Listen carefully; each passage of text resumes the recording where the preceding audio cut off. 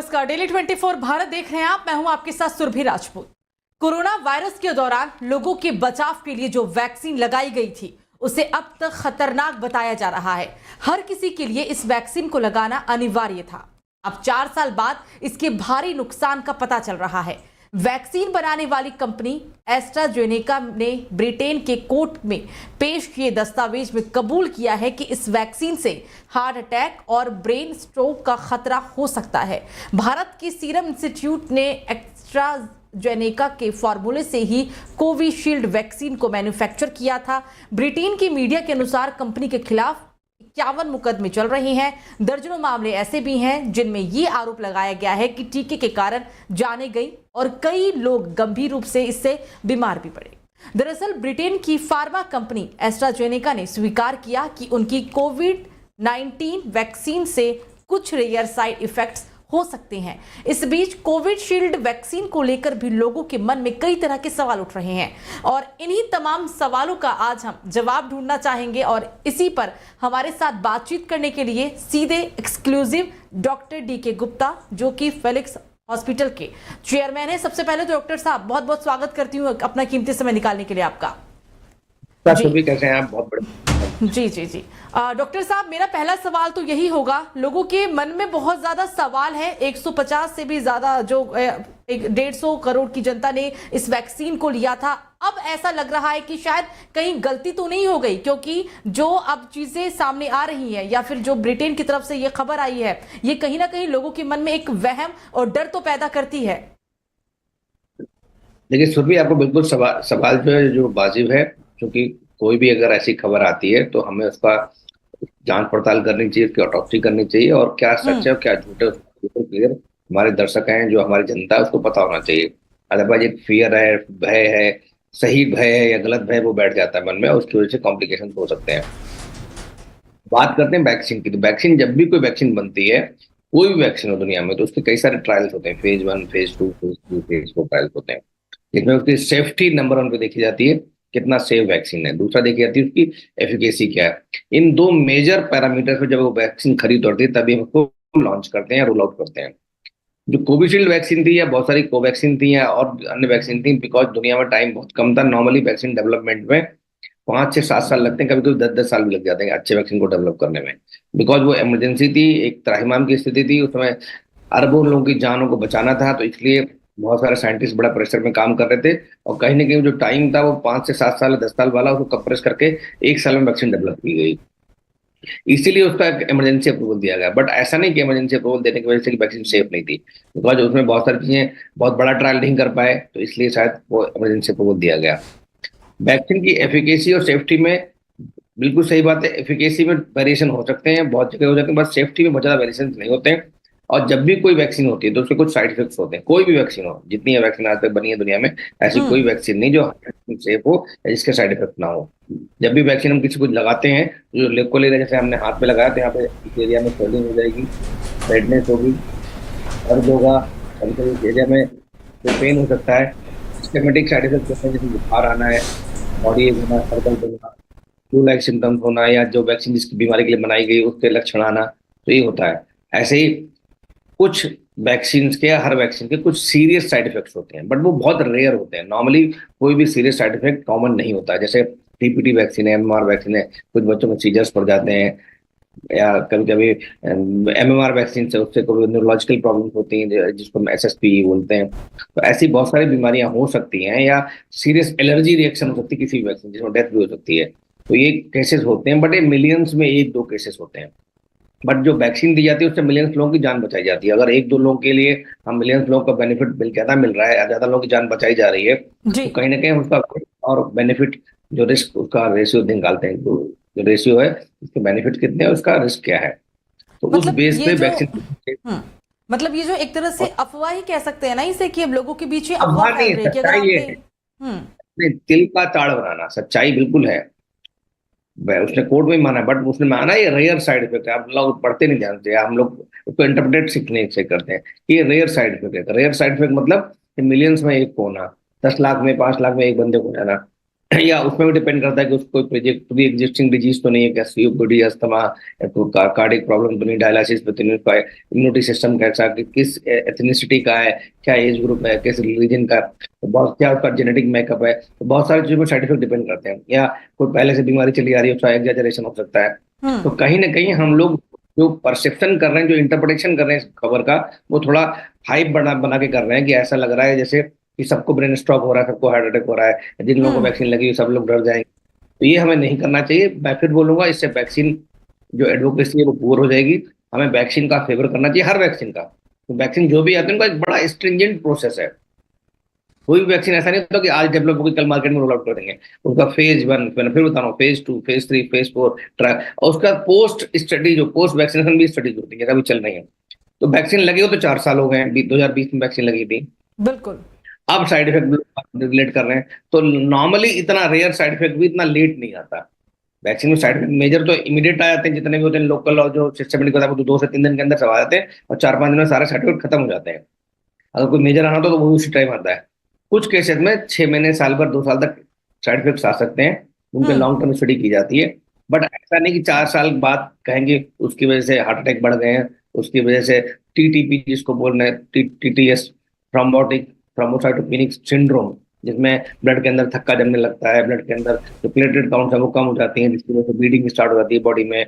या जिस एरिया में थक्का जम गया तो उस एरिया की ब्रेन सप्लाई बंद हो, ब्लड सप्लाई बंद हो जाएगी, जिसकी वजह से ब्रेन में स्ट्रोक हो सकता है, हार्ट बंद हो जाता है तो हार्ट अटैक हो सकता है, या किडनी में बंद हो जाए तो किडनी का डैमेज हो सकता है। तो ये चीजें कहीं ना कहीं सच्चाई से बहुत दूर हैं, और इसके तरह के भय, हमें इस तरह की चिंताएं लोगों में नहीं बढ़ानी चाहिए, और लोगों को अवेयर करना चाहिए कि वैक्सीन इज सेफ। बिल्कुल। जी। हम देख रहे हैं अमूमन, हम यहाँ पर कार्डियक अरेस्ट को लेकर भी बात करेंगे कि पहले कार्डियक अरेस्ट अगर हम केसेस देखते थे तो वो बहुत रेयर, अब 100 में से अगर किसी को भी नहीं हो या फिर एक आध केस मिल जाए। लेकिन अब हम देख रहे हैं कि जो ये बीमारी है ये नौजवानों को भी है। कार्डियक अरेस्ट से नौजवान की मौत हो गई, 10 साल के बच्चे को, 10वीं कक्षा में पढ़ने वाले बच्चे को। ऐसी कई सारी खबरें हम रोजाना सुनते भी हैं, देखते भी हैं। तो कहीं ना कहीं लोग अब इससे भी रिलेट कर रहे हैं इस चीज को, जो कोविशील्ड वैक्सीन को लेकर जो खबर है, लोग इससे भी रिलेट कर रहे हैं। अज्यूमेशन बहुत ज्यादा हो रही है। तो आप ऐसे लोगों को लेकर आप क्या कहना चाहेंगे? ऐसे लोगों को लेकर आपका क्या संदेश रहेगा? तो सुरभि, एक बिल्कुल बात क्लियर है कि हार्ट अटैक पहले भी होते थे, अभी भी हो रहे हैं। हमारी जो जनता है 70% जनता रहती है गाँव में, रहती है, रात को सोते हैं, सुबह डेथ हो, पता लगता है डेथ हो गई है, अब पता नहीं लगता सबको हार्ट अटैक ही होता है मैक्सिमम लोगों को। या वॉक करते जा रहे हैं, सडनली चेस्ट पेन हुआ, हैवीनेस हुआ, हार्ट अटैक हो गया। पहले भी होता था, अब बिकॉज अवेयरनेस बढ़ गई है, लोगों में एजुकेशन है, हेल्थ के प्रति लोगों का व्यवहार चेंज हो गया। जब से कोविड आया तो लोग ज्यादा जागरूक हो गए हैं, तो कहीं ना कहीं उसकी वजह से, और सोशल मीडिया बहुत प्रोमिनेंट हो गया है, तो कोई एक खबर होती है 10 जगह वायरल हो जाती है। तो ऐसा नहीं हार्ट अटैक बहुत ज्यादा बढ़ गए, वहाँ डेफिनेटली नंबर बढ़ा है पहले से ज्यादा हार्ट अटैक का। और लोग बिकॉज अवेयर ज्यादा हो गए, इसलिए डायग्नोसिस भी अच्छे से हो रही है, और पता भी लग रहा है इसकी वजह से। तो एक तो कारण खाली कोविशील्ड वैक्सीन नहीं, इसका पहले फिर बोलूंगा, this is not a rare case है जिसकी वजह से कोविड की वैक्सीन की वजह से किसी को हार्ट अटैक हो जाए। This is a rarest of rare. But Covid बीमारी की वजह से हार्ट अटैक जरूर हो सकता है। मैं फिर बता रहा हूँ, जो कोविड बीमारी थी वो सिर्फ फेफड़ों की नहीं थी, फेफड़ों के अलावा वो हार्ट को, किडनी को, ब्रेन को, लिवर को, सबको इन्फेक्ट करती थी। उसकी वजह से मेनली जो लंग था, मेन प्रिंसिपल जो ऑर्गन था वो लंग्स थे, इसकी वजह से हम लंग्स या फेफड़ों की बीमारी बोलते थे। बट उसने हार्ट को भी इन्फेक्ट करा, जिसको मायोकार्डाइटिस बोलते हैं, जिसके से जो मांसपेशियां थी हार्ट की वो कमजोर हो गई, जिसकी वजह से उसकी पंपिंग कैपेसिटी थी वो कम हो गई हार्ट की। और उसकी वजह से क्या हुआ कि अब कोई बंदा जो नॉर्मल वॉक कर रहा था और सडनली वो स्ट्रेनोस एक्सरसाइज करता है, रन करता है, या तेज दौड़ता है, या ब्रिस्क वॉकिंग करने लगता है, या काम ज्यादा करता है, मेंटल स्ट्रेस रहता है, तो चांसेस ऑफ हार्ट अटैक बढ़ जाते हैं। तो इसलिए कोविड ज्यादा बड़ा कारण है हार्ट अटैक का, ना कि कोविशील्ड वैक्सीन, मैं फिर बोलूंगा। और आजकल खाली एक चीज नहीं, इसकी वजह से मायोकार्डाइटिस की वजह से कार्डियोमायोपैथी हुई है, कोविड की वजह से बहुत सारे लोगों को एरिथमिया होता है, जिसमें हार्ट रेट बहुत ज्यादा बढ़ जाता है, उसका कारण भी एक कोविड हो सकता है। इसके अलावा डायबिटीज बहुत बड़ा कॉमन है इंडिया में, हार्ट अटैक का बहुत बड़ा, साइलेंट हार्ट अटैक का कॉमन डायबिटीज है। और भारतवर्ष है डायबिटीज की कैपिटल है, लगभग 100 मिलियन लोग डायबिटीज के भारतवर्ष में रहते हैं। डायबिटीज से भी साइलेंट एमआई, जिसको मायोकार्डियल इंफेक्शन बोलते हैं, हार्ट अटैक बोलते हैं, वो होता है। दूसरा, ओबेसिटी बहुत बड़ा कारण है। हाइपरटेंशन, हर चौथा पांचवा व्यक्ति हाइपरटेंशन का शिकार है। तो कहीं ना कहीं ये मेंटल स्ट्रेस, लाइफस्टाइल, बहुत सारा हमारा जो लिपिड प्रोफाइल खराब होना, ट्राइग्लिसराइड बढ़े होना, कोलेस्ट्रॉल बढ़े होना, तो ऐसे बहुत सारे मल्टीपल फैक्टर्स हैं जिनकी वजह से हार्ट अटैक की संभावना बढ़ गई है। सिर्फ कोविशील्ड वैक्सीन को या किसी भी कोविड वैक्सीन को डोज देना बिल्कुल गलत है, सरासर गलत है। हमें एक्चुअली रूट कॉज एनालिसिस सही से करनी चाहिए और सरकार को, हेल्थ मिनिस्ट्री को इस पर वक्तव्य देना चाहिए, बोलना चाहिए भाई ये चीजें हैं कॉमन, और इसलिए वैक्सीन के बारे में इस तरह के भ्रम ना फैलाएं। जी मेरा एक सवाल आपसे और रहेगा, क्योंकि कार्डियक अरेस्ट को लेकर आज यहाँ पर बात आप कर रहे हैं, बता रहे हैं, अपने अनुभव को साझा कर रहे हैं, कैसे बचा जा सकता है इसको लेकर भी आप क्या, इसके क्या बचने के उपाय हैं, या फिर ये बीमारी आपको ना हो इससे बचने के लिए क्या आप उपाय एहतियात कर सकते हैं अपनी रोजमर्रा की जिंदगी में? ये बहुत अच्छा सवाल है। फिर भी हम सबको प्रिवेंटिव मेडिसिन पे काम करना चाहिए। जैसे आपने प्रिवेंशन से पूछा कि prevention is better than cure, हम सब जानते हैं।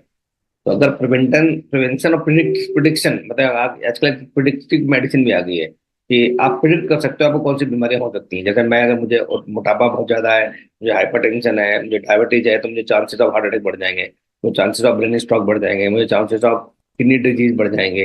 तो आपकी पर्सनल हिस्ट्री पे, फैमिली हिस्ट्री पे, पास्ट मेडिकल हिस्ट्री पे, क्रॉनिक डिजीज की हिस्ट्री पे और आपका जेनेटिक मेकअप पे, आपके ब्लड टेस्ट के बेस पे ये बताया जा सकता है। डॉक्टर आराम से गैस कर सकता है कि आपके कौन कौन सी बीमारियों का आपको रिस्क है, खतरा है फ्यूचर में, हम सबको पता हो सकता है। तो एक तो इस पे काम करना चाहिए। प्रिवेंशन कैसे कर सकते हैं?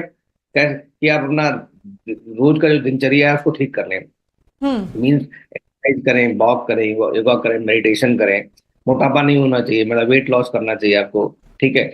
इसके लिए कोई भी आपको जो कार्डियो है, जो भी एक्सरसाइज हो सकती है, डांस है, जुम्बा है, जो जो पॉसिबल वे हो, स्विमिंग है आजकल, तो वो सब आप कर सकते हैं। खाने में ध्यान रखें, बाहर का जंक फूड ना खाएं, बहुत सारा ऑयली फैट वाला खाना ना खाएं।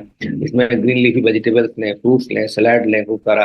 कैलोरी इंटेक ना लें, बाहर के जो तले भुने खाने होते हैं उनको ना खाएं, उससे हार्ट की प्रॉब्लम होती है, ट्राइग्लिसराइड बढ़ते हैं, कोलेस्ट्रॉल बढ़ता है, गैस्ट्राइटिस होती है, ओबेसिटी होती है, ओबेसिटी की वजह से हाइपरटेंशन होती है, डायबिटीज होती है, कैंसर तक की संभावना बढ़ जाती है। तो अगर इन सब चीजों को ध्यान रखेंगे तो फिर आपको दिक्कतें नहीं होंगी। जो लोग डायबिटिक ऑलरेडी हैं उनको दवाई टाइम पे लेनी चाहिए, अपनी डाइट का ध्यान रखें बिल्कुल, साथ में ब्लड शुगर मॉनिटरिंग ठीक से करते रहें। कोई अलार्मिंग सिम्टम्स आते हैं, मीन्स आपको ऐसा सिम्टम्स आ रहे हैं जिसमें चेस्ट पे हैवीनेस हो रही है, भारीपन हो रहा है, वॉक करते करते बहुत सारे लोग इग्नोर कर देते हैं, तो भी ऐसा होता है।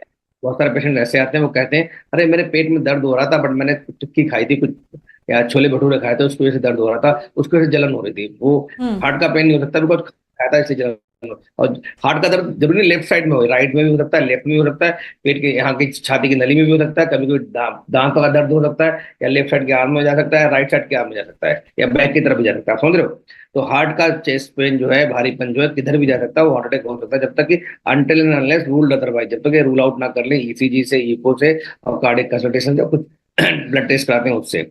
तो इसलिए अगर कोई चेस्ट पेन हो रहा है, भारीपन हो रहा है, हार्ट बर्न की शिकायत आ रही है, गैस्ट्राइटिस की शिकायत आ रही है, तो पहले आपको कार्डियक कॉज रूल आउट करना चाहिए। नियरेस्ट हॉस्पिटल जाके वहाँ पे ईसीजी कराएं, डॉक्टर को दिखाएं, कुछ ब्लड टेस्ट होते हैं या टीएमटी को जो भी टेस्ट बताएं डॉक्टर को कराना चाहिए, बिकॉज हम लोग उसको मिस कर देते हैं।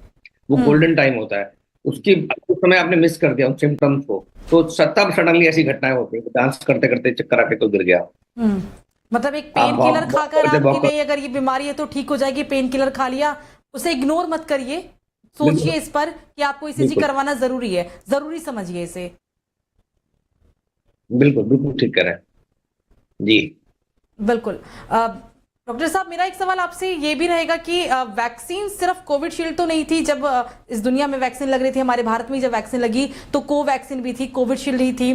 तो अब लोग ये भी समझना चाहते हैं कि कोवैक्सीन के क्या मुकाबले कोविशील्ड सेफ है, क्योंकि अब ऐसी खबरें आप बार बार बोल भी रहे हैं कि ये सिर्फ एक भ्रामक है, या फिर एक जरूरी नहीं है कि ऐसी गंभीर बीमारी हो ही हो, या अफवाह की तरह ये लगातार फैल भी रही है खबरों में। तो आप ऐसे लोगों के लिए आपका क्या संदेश रहेगा, और दोनों में क्या फर्क था? कोविशील्ड अगर जिसने लगवाई है कोवैक्सीन, या जिन्होंने लगवाई है, दोनों की फर्क को आपसे समझना चाहेंगे। लेमैन भाषा में कहें, दोनों वैक्सीन बिल्कुल सेफ है, दोनों की एफिकेसी भी कंपेरेबल थी, दोनों इफेक्टिव, ठीक है।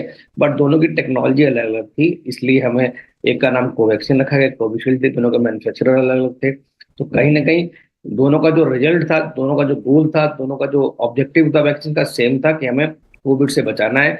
बॉडी के अंदर जब इंजेक्ट करेंगे तो 3 से 4 हफ्ते बाद हमें एंटीबॉडी बननी चाहिए, बूस्टर डोज देने के बाद एंटीबॉडी और बढ़ जानी चाहिए, तो बॉडी के अंदर जो रोग प्रतिरोधक क्षमता, जिसको हम बोलते हैं इम्यूनिटी, वो आपकी कोविड से डेवलप हो जाए। अगर आपको कोविड ना खास्ता होता है वो एक इन्फेक्शन की तरह रहे, ना कि एक बीमारी की तरह कॉम्प्लिकेट करे कि आपके जो ARDS हो जाए, निमोनिया हो जाए, मल्टी ऑर्गन डिसफंक्शन हो जाए, तो इन डेथ हो जाए, तो इन सबको बचाने का ऑब्जेक्टिव था किसी वैक्सीन का। तो इसमें सारी वैक्सीन अपने आप में कहीं ना कहीं सक्सेसफुल रही, और खासकर इंडियन वैक्सीन जो दोनों कोविशील्ड और कोवैक्सीन दोनों बहुत सक्सेसफुल वैक्सीन थी।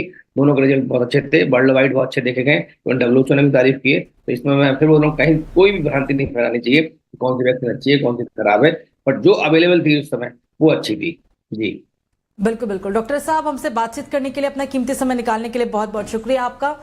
तो इस बीच कोविशील्ड वैक्सीन को लेकर जो लोगों में लगातार कई भ्रामक जानकारी है, या जो अब सवाल उठ रहे हैं कि नहीं, अगर कोविशील्ड आपने लगाई है तो आपको हार्ट अटैक आ सकता है, इन सब खबरों को दरकिनार करते हुए हम लगातार यही जानने की कोशिश करें कि वाकई में ऐसा कुछ हो सकता है। और इसी पर बातचीत करने के लिए हमारे साथ डॉक्टर डी